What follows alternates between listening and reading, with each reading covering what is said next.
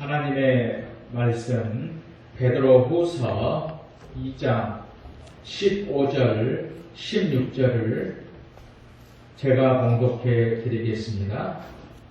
신약성경 385페이지 베드로후서 2장 15절 16절을 제가 봉독해 드리겠습니다.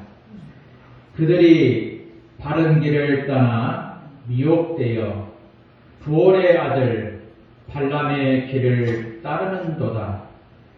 그는 불의의 싹을 사랑하다가 자기의 불법으로 말미암아 책망을 받되 말하지 못하는 나귀가 사람의 소리로 말하여 이 선지자의 미친 행동을 저지하였느니라.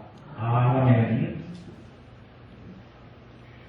오늘은 발람의 교훈 그런 제목으로 말씀을 드리도록 하겠습니다. 현대그룹 고 정주행 회장이 젊었을 때의 일입니다. 인천 부두에서 하역 일을 마치고 잠을 잘 때에 고된 일과를 마치고 저녁에 단잠을 자야 했는데 그때 당시에 가장 고통스러운 것이 빈대였다고 합니다. 그 빈대 때문에 잠을 잘 수가 없었습니다.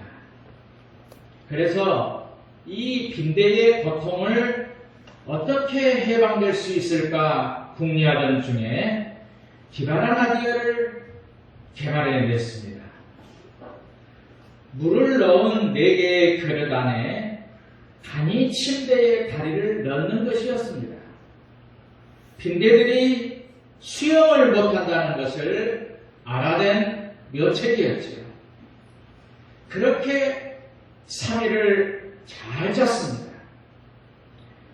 나흘이 되던 날에 또다시 굶주린 빈대들의 공격을 받게 되었는데 유심히 관찰을 해보니까 빈대들이 자기가 자고 있는 천정으로 기어 올라가서 공중 낙하를 하는 것이었습니다.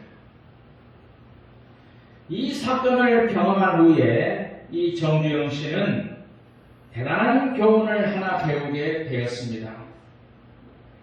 앞으로 살면서 이제는 하는 수가 없구나 할 만큼 어려울 때에 직면할 때마다 이런 질문을 했다고 합니다. 나는 빈대만큼이나 생각하면서 살고 있는가? 자신에게 질문을 하면서 항상 매사에 모든 일을 하게 되었다는 것입니다. 사람이 교훈을 얻는 길은 다양합니다. 사람마다 다르지요. 그러나 정말 중요한 것은 교훈을 얻으려는 자세입니다. 어떤 사건에서 교훈을 얻는 사람은 앞길이 열립니다. 그러나 교훈을 무시하는 사람의 앞날은 없습니다. 어느 사건에서든지 우리는 교훈을 배워야 됩니다. 나의 양심에서 말하는 교훈을 배워야 되고 좋은 일에서는 좋은 일을 배워야 됩니다. 나쁜 일에서는 나는 저렇게 하지 않겠다는 반대의 교훈을 배워야 하는 것입니다. 이 세상에서 최고의 지혜의 근원은 하나님이십니다. 그러므로 성경 말씀대로 사는 것이 최고의 지혜자로 사는 것인데 성경 잠언 3장 1절 이하에는 내 아들아 나의 법을 잊어버리지 말고 내 마음으로 나의 계명을 지키라. 그리하면 그것이 내가 장수하여 많은 해를 누리게 하며 평강을 더하리라. 인자와 진리가 내게서 떠나지 말게 하고 그것을 내 목에 매며 내 마음판에 새기라. 그리하면 내가 하나님과 사람 앞에서 은총을 귀중히 여김을 받으리라 라고 말씀을 했습니다. 이 말씀은 너희가 최고의 지혜로운 사람이 되기를 원하느냐? 그러면 하나님의 말씀을 마음에 새기며 사는 지혜가 있어야 된다는 말입니다. 오늘 본문은 그들이 바른 길을 떠나 미혹하여 부올의 아들 발람의 길을 따르는도다. 그는 불의의 싹을 사랑하다가 자기의 불법을 인하여 책망을 받되 말하지 못하는 나귀가 사람의 소리로 말하여 이 미친 선지자의 행동을 저지하였다. 이렇게 말씀을 하고 있습니다. 이 말씀은 발람에게 교훈을 얻으라는 말씀인데 이 본문의 말씀을 우리가 이해하려면 민수기 22장 1절 이하에 이 사건이 기록되어 있습니다. 모압 왕이었던 발락이 이스라엘 백성들이 쳐들어온다는 소식을 듣고 두려워했습니다. 그러자 선지자 발람에게 이스라엘을 저주하라고 요청을 합니다. 그대가 복을 비는 자는 복을 받고 저주하는 자는 저주를 받을 줄을 내가 알미라 하면서 많은 물질을 가지고 발람 선지자를 유혹합니다. 그때 하나님이 발람에게 너는 그들과 함께 가지도 말고 이스라엘을 저주하지도 말라. 그들은 복을 받은 자니라 라고 말씀을 했습니다. 그러나 모압 왕이 발람에게 더 많은 물질을 주면서 유혹을 합니다. 결국은 발람 선지자가 모압 왕인 발락의 유혹에 넘어가 이스라엘을 저주하러 가는 것입니다. 그때 타고 가던 나귀가 여호와의 사자가 칼을 들고 서 있는 것을 보고 피하다가 담장에 부딪혀서 그 말을 타고 있던 선지자의 발을 상하게 합니다. 화가 난 발람 선지자가 채찍으로 나귀를 때렸습니다. 이런 일이 3번이나 반복이 되었어요. 계속 채찍으로 때릴 때에 나귀가 입을 열었습니다. 내가 내게 무엇을 하였기에 나를 이같이 3번씩 때리느냐? 그때 발람 선지자가 나귀에게 말하죠. 네가 나를 거역한 연고니까 내 손에 칼이 있었다면 너를 고치겠다. 나귀가 발람에게 말합니다. 나는 내가 오늘까지 내 일생에 타는 나귀가 아니냐? 내가 언제까지 네가 이같이 행하는 행설이 있더냐? 없었느니라. 이때 하나님이 발람 선지자의 눈을 밝히셨습니다. 여호와의 사자가 손에 칼을 들고 길에 선 것을 보고 엎드렸다는 사건의 이야기가 바로 오늘 베드로후서 2장 15절과 16절의 말씀입니다. 이 사건에서 중요한 것은 하나님께서 발람의 일을 잘못했다고 말씀하고 있습니다. 우리는 오늘 본문에서 다음과 같은 교훈을 얻어야 됩니다. 첫 번째로는 하나님께서는 역사를 운행하시는 분, 역사를 운행하시는 방법이 있다는 것이죠. 하나님은 하나님의 뜻대로 일을 행하시는 분입니다. 본문에 보면 발람과 발락이 여러 방법으로 이스라엘 가나안의 진군을 방해하려 했습니다. 하지만 하나님은 하나님의 뜻대로 진행하여 나가십니다. 어떤 방해가 있다고 하더라도 하나님의 방법대로 일을 행하시는 분이십니다. 하나님의 뜻대로 행하여 나가는 것은 하나님의 영광 때문이고 우리를 사랑하시기 때문이지요. 우리는 이런 일들을 우리의 삶에서도 자주 보지 않습니까? 일찍이 부모님이 자녀를 서원하여 하나님의 종으로 드리기로 했습니다. 그러나 아들은 하나님의 종의 길을 걷기를 싫어합니다. 계속 다른 길을 갑니다. 그러면 하나님은 네 뜻대로 그러하다면 그렇게 하라 하시는 분이 아니라 어떤 방법을 동원해서라도 하나님의 종의 길을 가게 하시는 분이라고 하는 것입니다. 그런 하나님의 뜻을 깨달을 때까지 기다리십니다. 그리고 여러 가지 일을 그에게 행하십니다.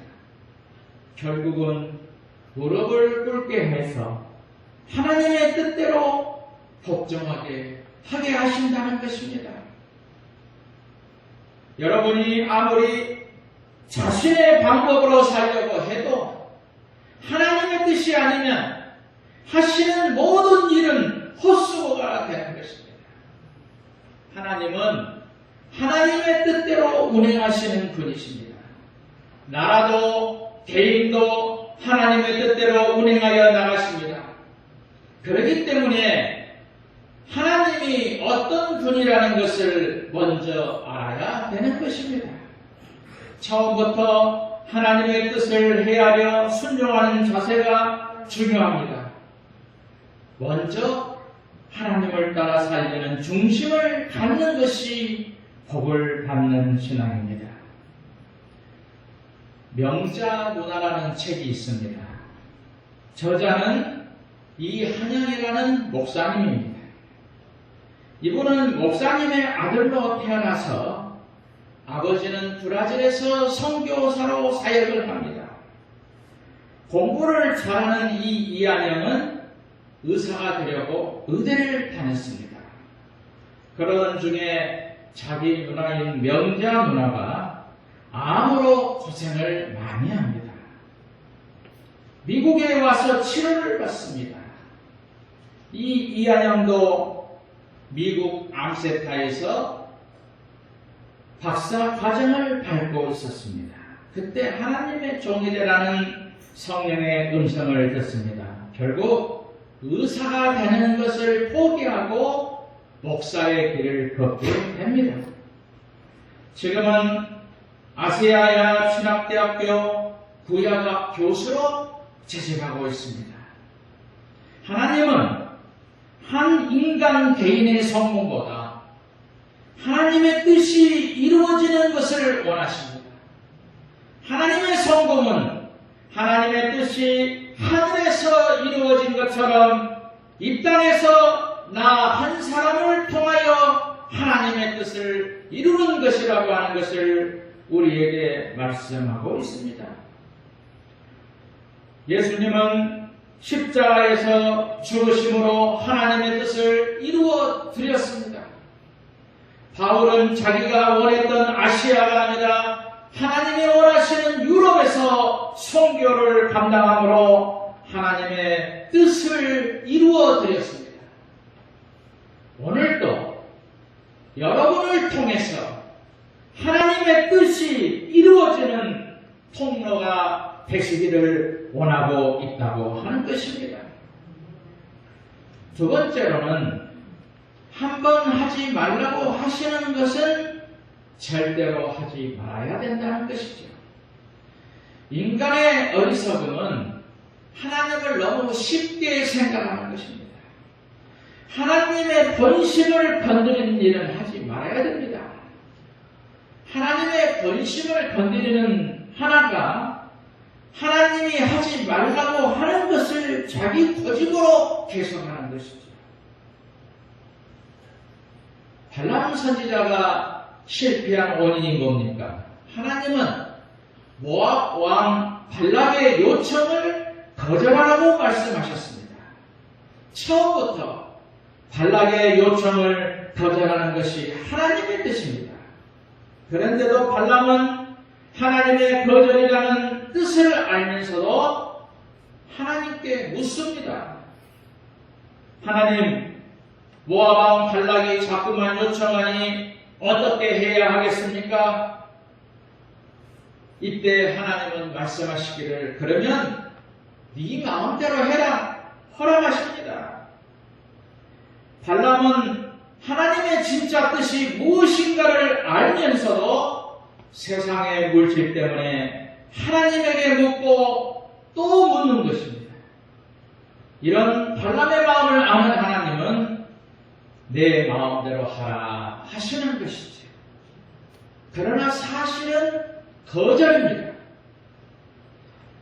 우리가 믿음 생활을 하면서 정말 중요하게 생각해야 할 것은 하나님의 본심을 건드리지 말아야 됩니다.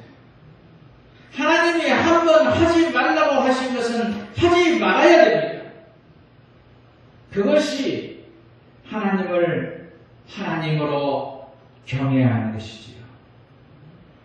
그런데 많은 사람들이 하나님의 뜻이 무엇인가를 알면서도 자신의 욕심 때문에 자꾸 달라고 기도합니다.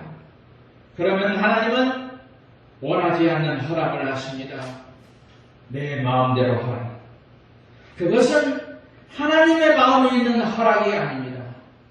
마음에 없는 허락이지요.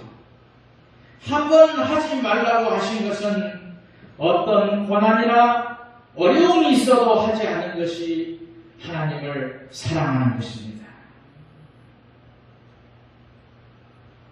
이스라엘 백성들이 가나안에 들어가 보니 주변 나라에 왕들이 있는 것입니다.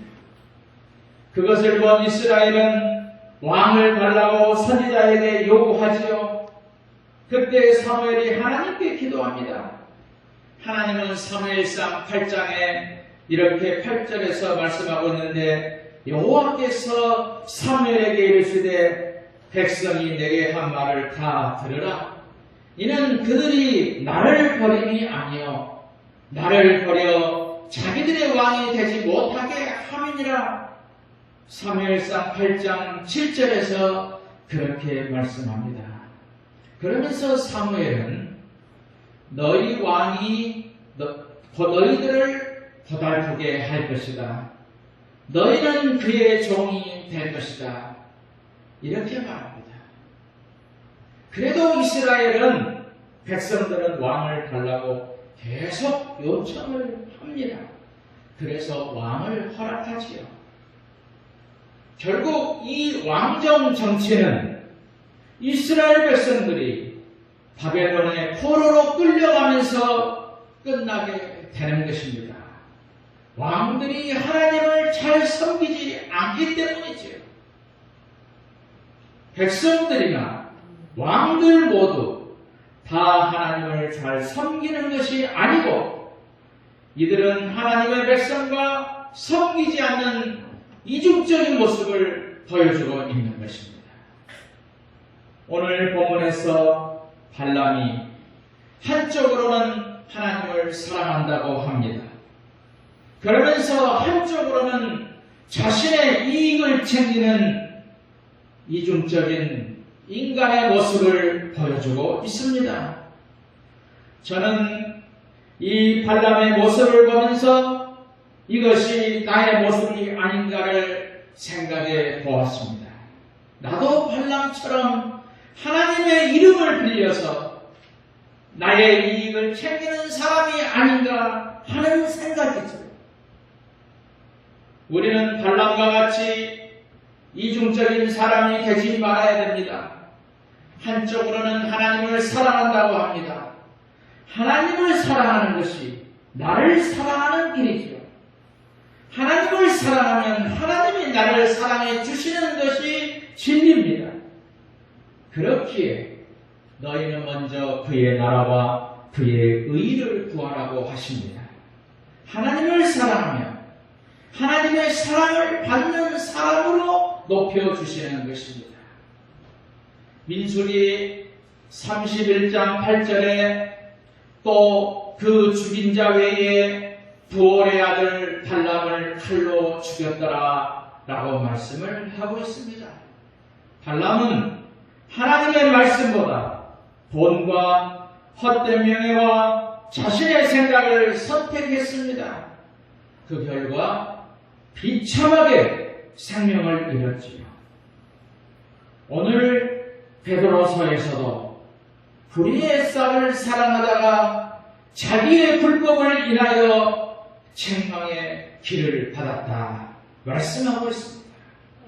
그리고 요한계시록까지 불의와 탐욕의 대명사로 알려져서 발람의 길을 쫓지 말라 우리에게 경고하고 있습니다. 그리스도인들은 정직하고 바르게 살아서 이 어두운 사회의 등불이 되어야 됩니다. 우리는 오늘의 발람이 되지 말아야 됩니다. 하나님의 뜻에 전적으로 순종하는 사람이 되어야 됩니다. 하나님이 하지 말라고 하시는 것은 아무리 이익이 되어도 포기해야 됩니다. 반대로 하나님이 우리에게 하라는 것은 아무리 손해가 있어도 행하는 믿음을 보여야 되는 것이지요. 그런 하나님이 기뻐하시는 영성이 깊은 믿음이 여러분에게 있기를 주님의 이름으로 축복합니다.